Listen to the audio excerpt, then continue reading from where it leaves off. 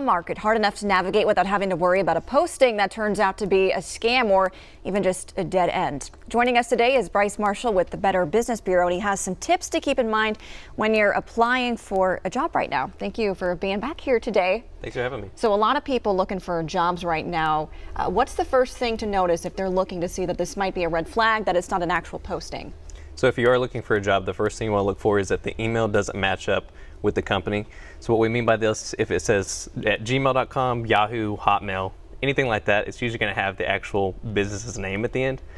If it is a smaller company, sometimes you will see it just say at Gmail or something. Yeah. But you want to go ahead and look online just to make sure that that is a legit company and that it does have an online presence. Okay, and you have grammatical errors too, and this is something I see not just for job postings, but in general, getting emails from Apple or different companies saying I owe a bill and I really don't. It's a scam trying to get my money. Exactly, yeah, that's usually the main thing that you will look out for is grammatical errors. They'll have misspellings, they'll have all kinds of different miscapitalizations, all kinds of different things in the job listings. A reputable job is not going to have that in a listing. That's going to be the main thing you'll look for. If you do see that, don't even apply for it because you're just going to be wasting your time. And were some of these postings, can you find them on legitimate job posting sites like Indeed, stuff like that? Do those pop up there at all? Yes, we've actually had several of those submitted to the scam tracker. We've had them on Indeed, LinkedIn, Facebook, ZipRecruiter. I'm sure there's more out there that we haven't even seen yet. See, and I didn't realize that they can get through to that, and then a lot of people will apply to that, and then like we mentioned earlier, that red flag, it's a dead end.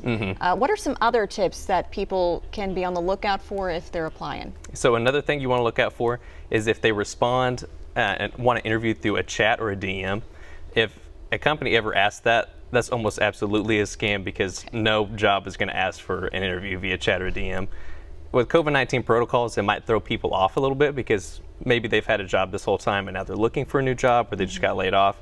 This is where it kind of gets in that gray area. So if a company does want to do something that's virtual, they're going to do it through Zoom, Skype, FaceTime. Just about every company, almost everyone has something they can, Skype or something with. So there's no excuse for someone asking for an interview in that way. So FaceTiming and Zoom, those are okay, but it's just texting? Yes, yeah, texting and DM. Okay, and then if it's always too good to be true, it's probably too good to be true. Exactly, yeah. If it's too good to be true, this is basically when they'll respond even maybe an hour after you apply, and they'll say, hey, you know what, you got the job. And they don't even ask for an interview, nothing. And that, or they'll just have a huge salary where they'll say they're, for instance, this is an exaggeration, but a McDonald's worker gets paid $100,000, something crazy like that. That would be nice. It would be nice. Not going to happen though, not anytime soon anyway.